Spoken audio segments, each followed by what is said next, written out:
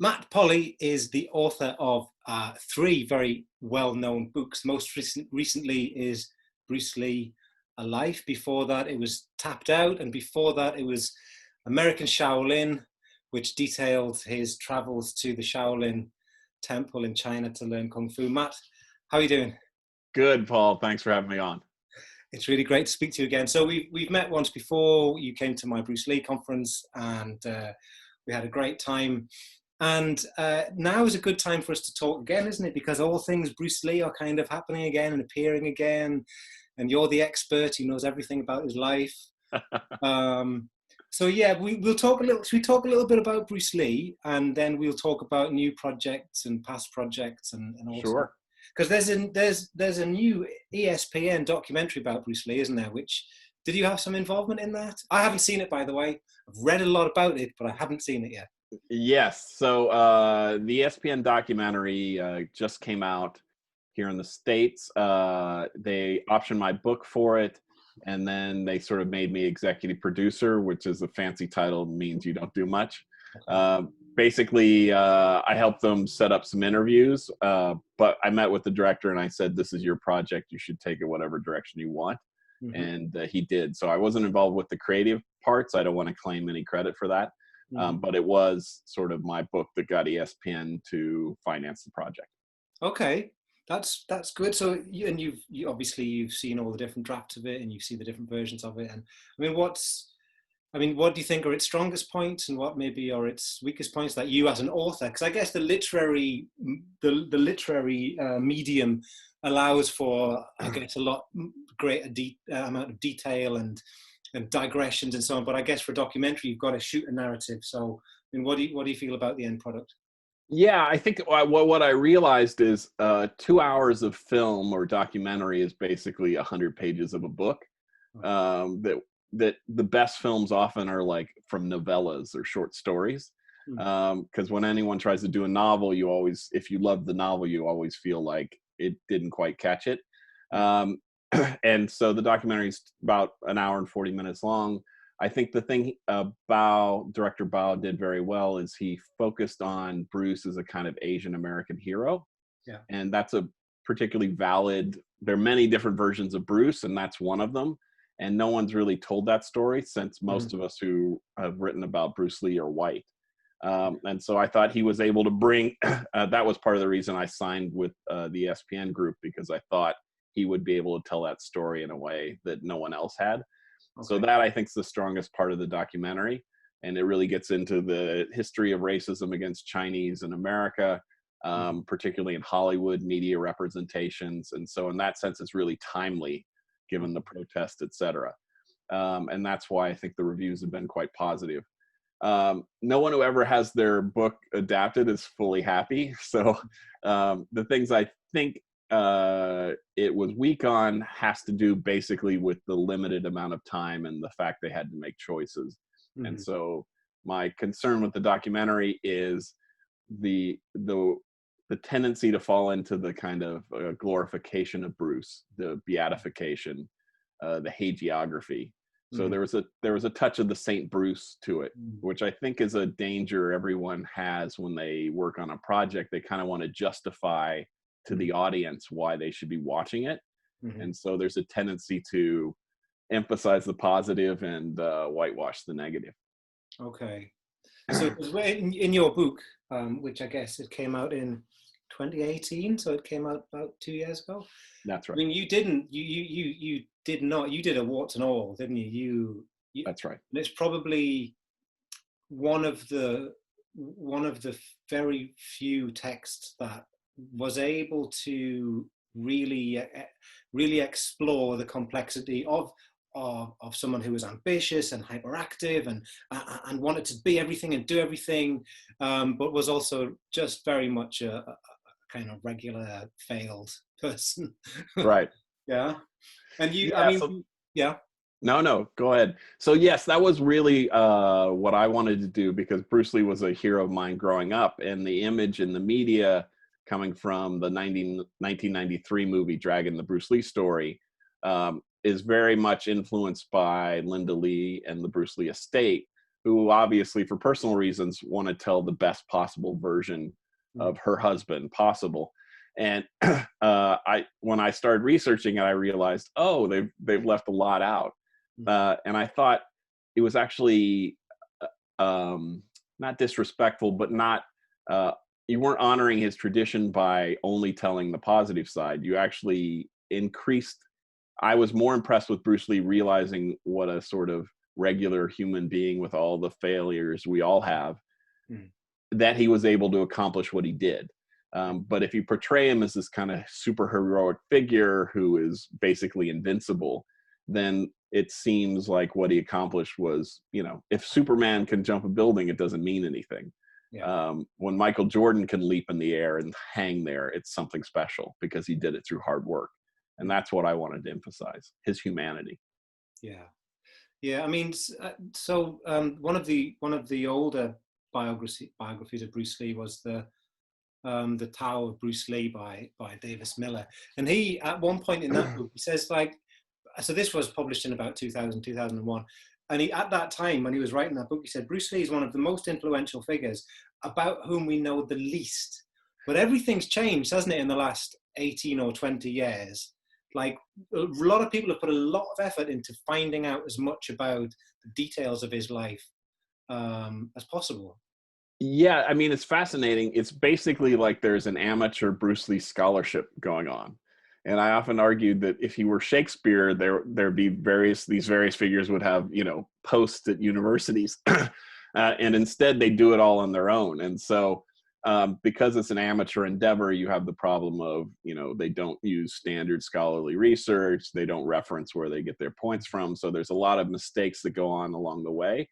But certainly in the last 20 years, we have a much better sense of who Bruce Lee was as a person than we did in, say, the early 90s when he was still basically a mythological figure. So, I mean, you're not just a one-trick pony. You're not just a Bruce Lee guy. I mean, Bruce Lee might have been there in your early formative years, but you've walked the walk in these other spheres of life. When you were young, you went off to China to learn Kung Fu, and then later on you studied to train to fight MMA. When you went to China, was it the idea of the book, or was it for the Kung Fu, or was it like this is a way I can do both? I can do this traveler's tale, or what was the process? I think it was working on, whenever you do something really nuts, it's usually multiple levels of justification. So at the time, I was a junior in college, and we had a senior thesis coming up, and I was a religion East Asian studies major. So I thought I could go to China for a year and research this project, and it would have an academic purpose. On a kind of deeper level, I was this kind of skinny, scrawny kid who was picked on in high school, and so felt fearful and cowardly, the cowardly lion.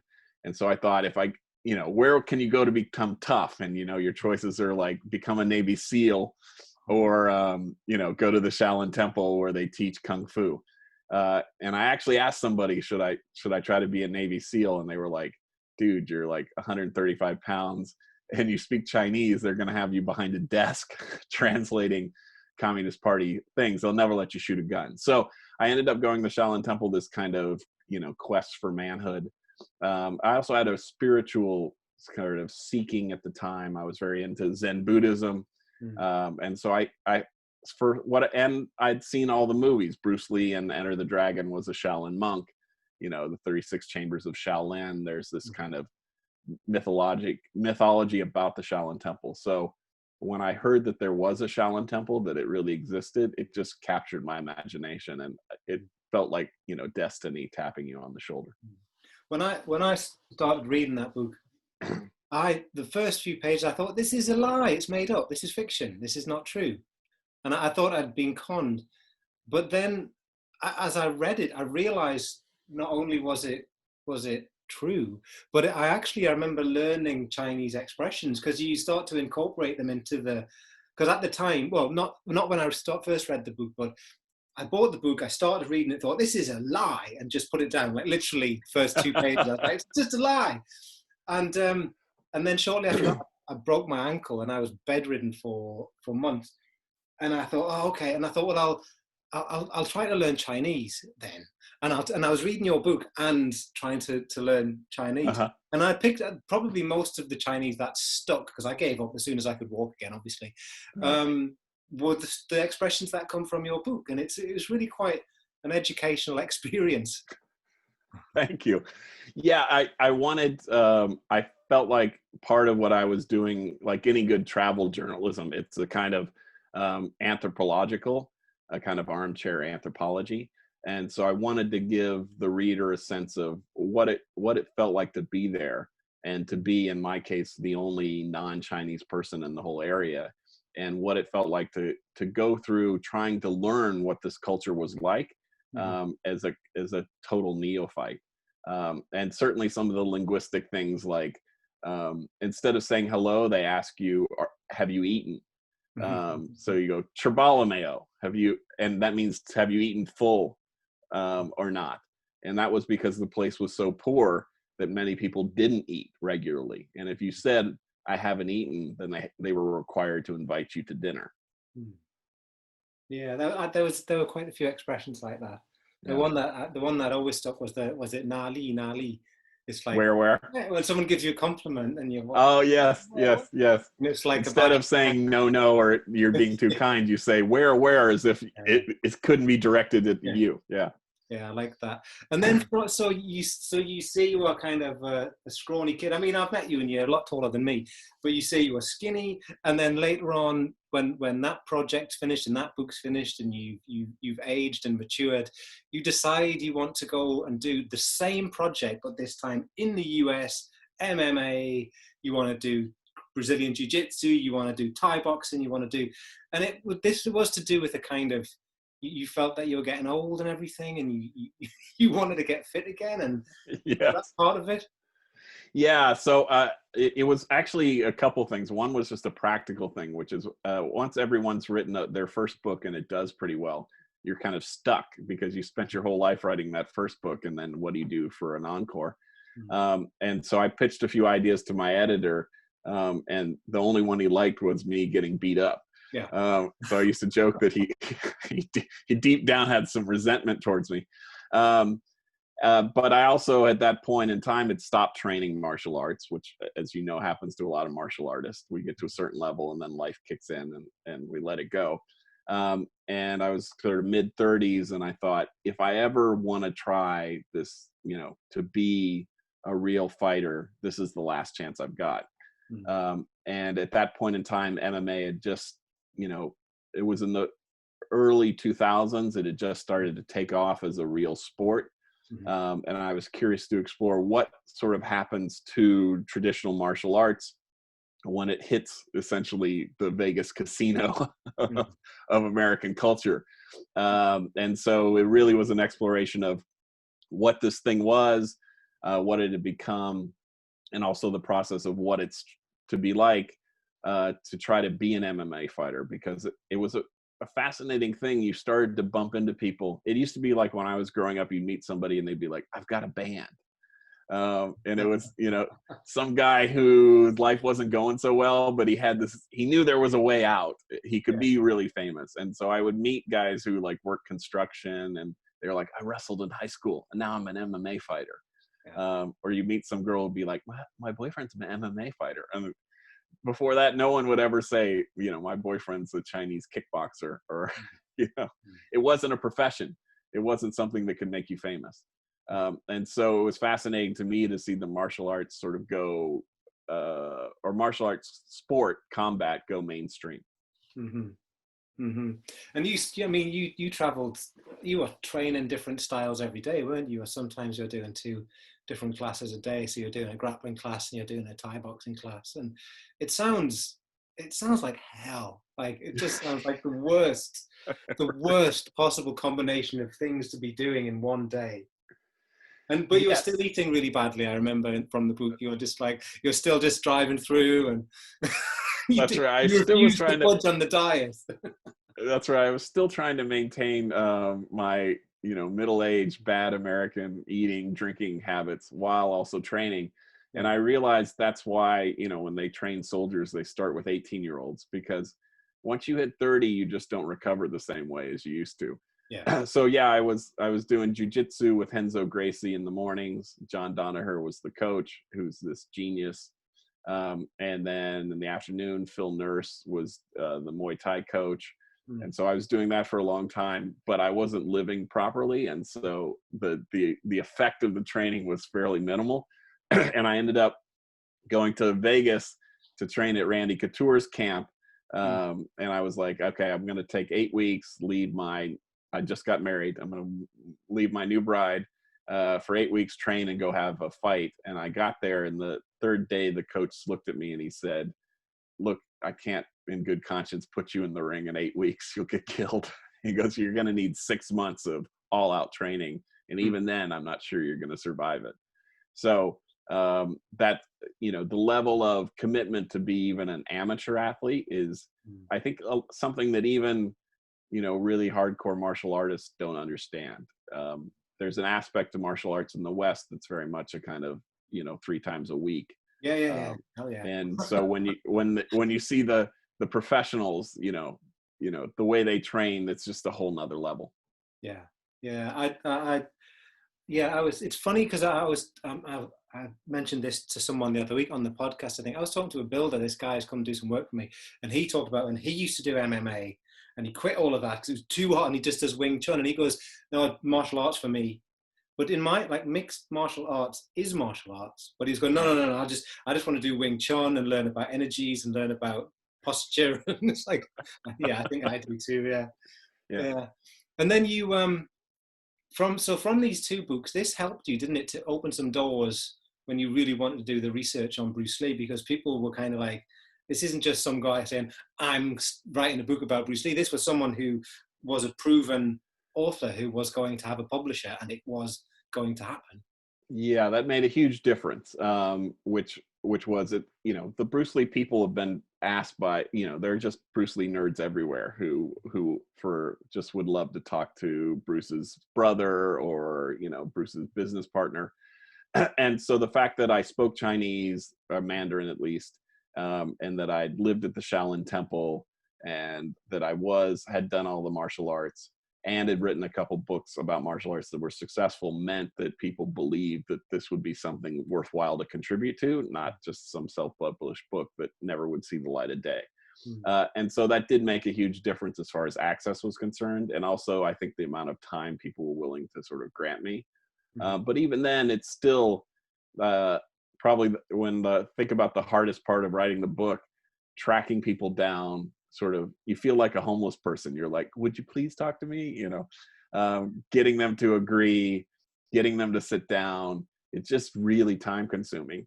Yeah. And so it ended up, stretching out the research process for a long period of time. And also what's interesting is the Bruce Lee world has a lot of, he's so famous that people who knew him are sort of famous. And so it develops its own internal politics. There's different factions, etc., and you have to sort of navigate that. Yes, I've met some people who are in that world, in that orbit, in that kind of world, and it seems really tense a lot. Yes, it looks like they'll be in the same meetings together. They'll be on the same foundation but they're like, no, it's resentment that's built up over like 40 years. And so it's fascinating because your initial response is like, oh, martial arts, Bruce Lee, be like water, everyone should love each other. And then what you realize is human beings are just human beings, and no matter what organization you walk into, there's politics and resentments and things that go back decades that you can't fully understand. When somebody tried to do a project and didn't cut you in on it, and you're pissed off about it, and you never let it go, that kind of thing. So I mean, I guess the book must be doing really well if ESPN have picked it up and done all these things with it. Is it your most successful book to date? It's actually the first one. American Shaolin is the most successful to date. Yeah, but that's because it's been out for longer. Okay. So Bruce Lee's on pace to pass American Shaolin. And yes, the ESPN documentary obviously gave it a huge boost, and there's some other things in the works that may as well. So Some more Bruce Lee things. Yeah. Okay. Aren't you bored of Bruce Lee yet? It's interesting. I joke that he's like a vortex. I feel like I'm one of the people in the Bruce Lee orbit that I've been sort of sucked in, and I can't quite achieve escape velocity. But I'm hoping the next book will actually be a biography. I'm working on a biography of George Carlin. And so I want to do someone who's not a martial artist just at least once. Okay. so not that I don't want to keep doing your podcast, but but at the same time, Bruce Lee's such a fascinating figure, and this is clearly a moment like the early 90s when, I think what it is generational. Like every 20 years we have to retell our icon stories, and his time has come again. And so, I keep getting calls from people who want to do something Bruce Lee related. Yeah, I do too, because I wrote, as you know, Yeah. 2 academic books with Bruce Lee in the title, and then I was asked to write a sort of coffee table book, Yeah. which I really agonized about that. But a colleague of mine said, because I was worried about my reputation, and the colleague said, academics won't notice, but your bank account will. So I was like, okay, yeah. But people still ask me, this is 10 years and 7 years since my books, and people still ask me to write about Bruce Lee, and I'm like, I just can't do it. It would be wrong for me to do something else on Bruce Lee, Yeah. But you're not there yet. No. And I'm not an academic. So, the bank account's the only way we make a decision here as professional writers. But I do think it's interesting that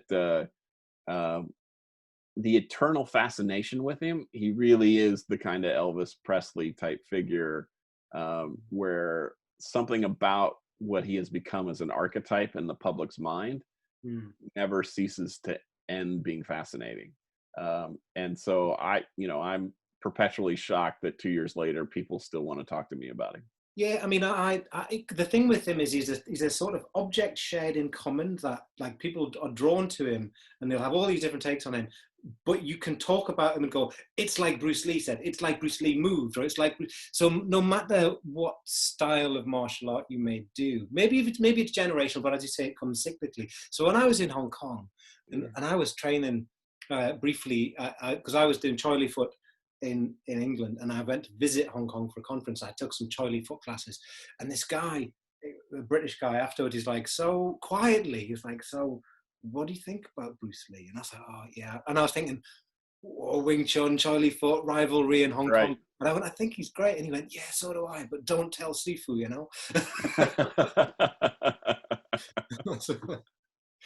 But last time we talked about future projects and things, and you were interested in looking at something to do with the kind of cultural politics of Krav Maga. Have you put that on pause for a minute, or? Yeah, I did. I definitely looked at that, and I was interested, but I wasn't able to convince my editors that was a sufficiently big enough idea, that it was a little too inside martial arts. And that's actually one of the problems. The intersection I've carved out is kind of a popular author focused on martial arts, and there are limited numbers of subjects that cross over to the larger public, and that was the concern with Krav Maga. Although I do think he would be, the founder would be a fascinating. I actually think he'd be a fascinating book, and it would have an audience. But if you can't get someone to pay for it, you can't afford to create a book. Yeah, definitely. I think there's more academic attention going to Krav Maga, but I also understand the desire to sometimes be talking about something slightly differently. So like, Sure. someone asked me to go on a podcast a few weeks ago, and we started off talking about nothing to do with martial arts. And I was like, I remember this. I remember not just talking about martial arts all the time. It was really exciting and refreshing. But I mean, are you still doing a lot of interviews? You're doing this. You agreed to chat to me, but are you still doing a lot of media around Bruce Lee, or is it wider than that? Yeah, it's my media hits tend to be, I've become the Bruce Lee biographer. and it's kind of become definitional, which is why I want to do a biography outside the martial arts. Like that's because I don't want to be. I'm sure you know some of them, the guys for whom like researching Bruce Lee is their life work, Yep. and I have total respect for that. But that's, you know, as you said, Bruce Lee is an interest of mine, but not my only one. But yeah, for example, Quentin Tarantino's movie came out, Yes. Once Upon a Time in Hollywood, and his portrayal of Bruce Lee became this huge story. And so I was the first person to come out and say, I think it's unfair what he did. I think it was a caricature, and it kind of ruined what was otherwise a really great movie. And you know, from that point on, it turned into the snowball effect where, you know, the Times of London was calling me up asking my opinion on it. I was like, this is crazy. The Daily Telegraph, I was like, I'm getting international calls about my opinion of Quentin Tarantino's 5-minute portrayal of Bruce Lee in his otherwise pretty good movie. If nobody asked me, I would have said I quite liked it. I thought it was okay because it's like it's the Tarantino universe, isn't it? Yeah. And it's a sidekick movie. The movie is about sidekicks. Kato was a sidekick. Yeah. Brad Pitt's the sidekick, and it's about two sidekicks. And it's like it's essentially it's when Kato fights Robin in Batman. It's when those shows. That is what it is, because it's mythological, cinematic. It's Yeah. not Bruce Lee. It isn't Bruce Lee, everyone. It's not. It's a weird composite figure. But I guess from your perspective as a biographer, I could understand why you would go, oh, I have to evaluate it in terms of the veracity and verisimilitude and all of these kind of. They specifically asked me, is it accurate? Is this Right. is this Bruce Lee accurate? And no. and I was like, you know, it's a caricature. He took elements, like he took 1972 Bruce Lee and stuck him in 1966. Yeah. And then he threw a couple things in there. But you know, my sort of general take on, I agree with you, like Tarantino can do whatever he wants. He has his own universe. But I thought he was very sympathetic and accurate with Steve McQueen, Sharon Farrell, Jay Sebring. It was Bruce Lee was the only one who became a caricature who's used to make the main character, Brad Pitt's character, look cool. Yeah. And so there was a transactional use of Bruce Lee. And I thought he could have done it in a way that would have avoided the criticism. Yeah. And he, of course, he has the right to do whatever he wants. He's a genius. But the way he used him, actually, when I was watching it, I just felt, ugh. I was like, no, Quentin, don't do that. Because he could have figured out a way to make that portrayal work better to the sensitivities of the time. But I take your point. I take your point. Well, it is the worst scene in the film because it's got the director's wife comes in, and it's just like it's just naff, really. It's just a bit like, in terms of as a plot device, it's unnecessary, but he wanted to shoehorn Bruce Lee in there somehow. So he did. Yeah, I agree with you. I agree with you on that. I agree. So I do think he could have totally saved it if he had allowed Bruce Lee to show up in the end fight with Brad Pitt against the Manson gang. Right. That would have been good, wouldn't it? Like Bruce Lee just randomly shows up at the Roman Polanski's estate. He looks over, he wanders in, and then he and Brad Pitt like beat the sidekicks. The sidekicks beat the living shit out of the Manson gang.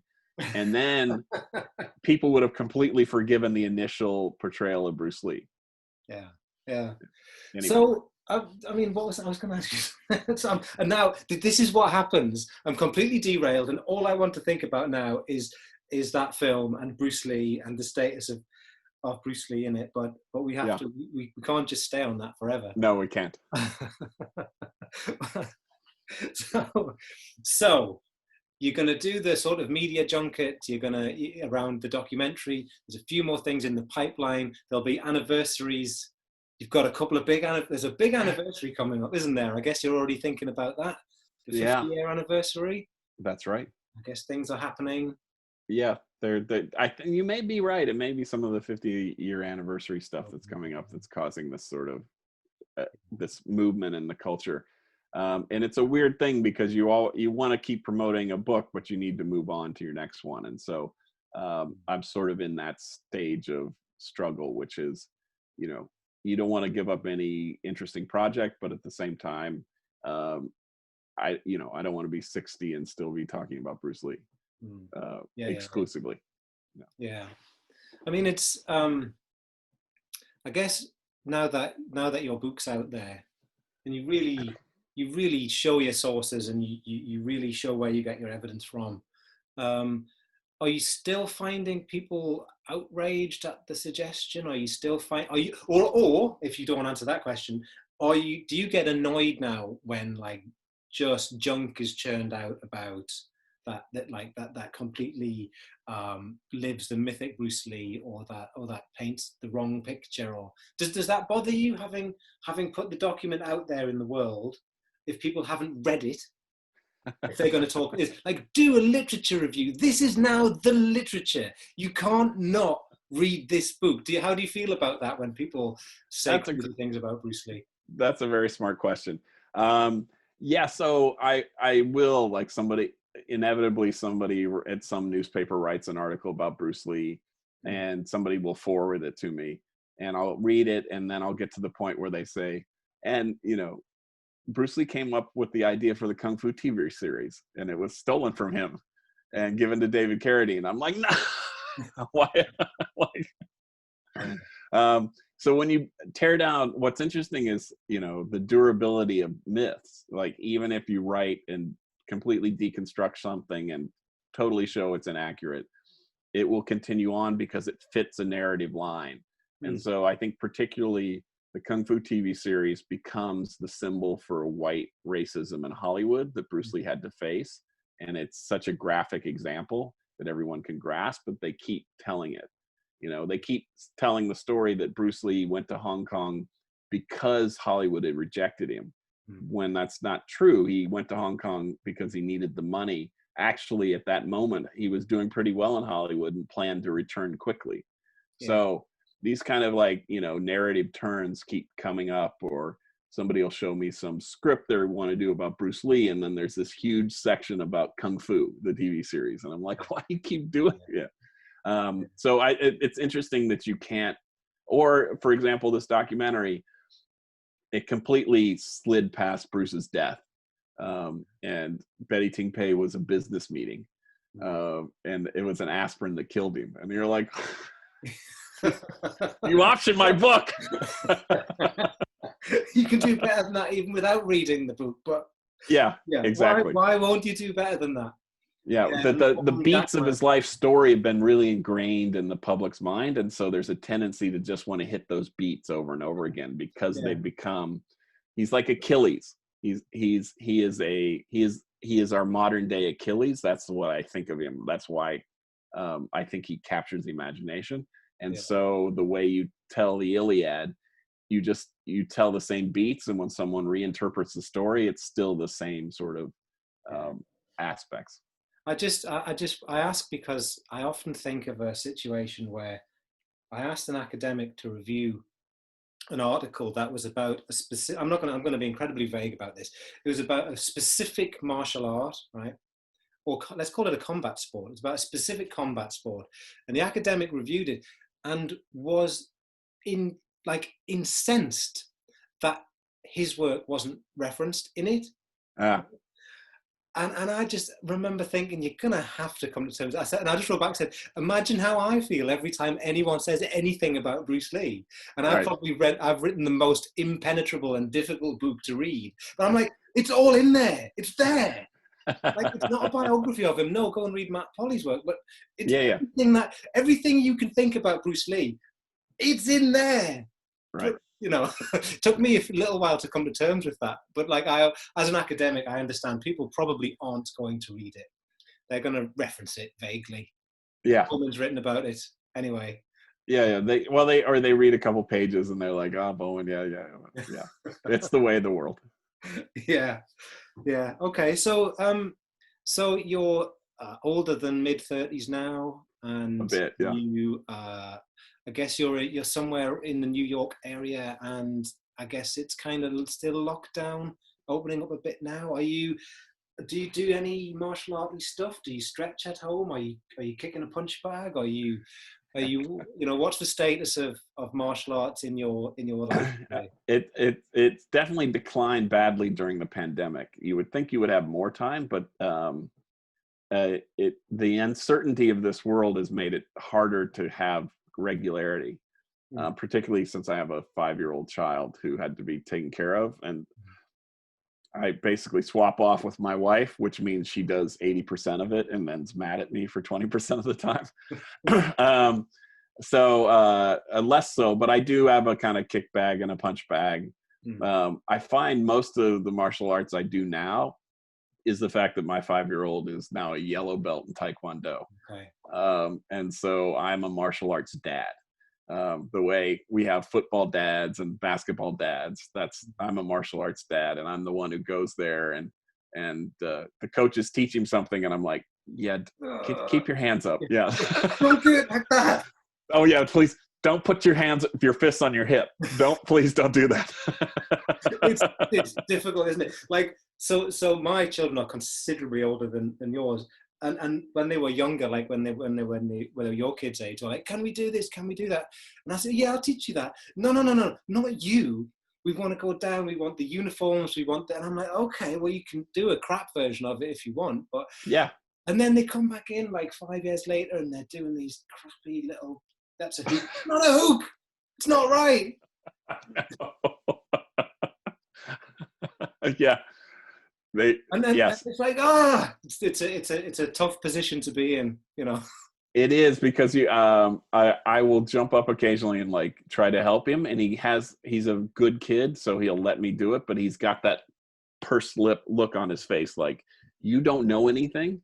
My master knows something, and even if you did, I don't want you to teach me this. Yes. Which I totally understand. The worst thing I ever saw were the masters' fathers, the ones who like totally control their sons and try to turn them into the thing they never quite were. So I don't want to be that kind of dad, but I'll sit in class and he'll come back and tell me something, and I'm thinking to myself, I'd kick the shit out of your teacher. He would try that high spinning kick. I just drop down, put him on the floor, and kick his ass. Yeah, you don't want to say anything that's going to be fed back to the yeah, exactly. So you just smile, and you're like, you think I'll fix this later. Yeah, I'll get you some boxing classes. We'll fix that hook up, son. Yeah, I know. I try not to disparage them, but I'm like, I will not allow you to punch like that. Right. That's. Yeah. It's not acceptable to me. Anyway, I think we've now moved into chatting about our kids. So I think I think on that note, exactly. I want to thank you for taking the time to talk to me again, and I hope that our paths cross again in the real world. Just say, wish you all the best of luck with your projects, and thank you very much, Matt Foley. Thank you, Paul.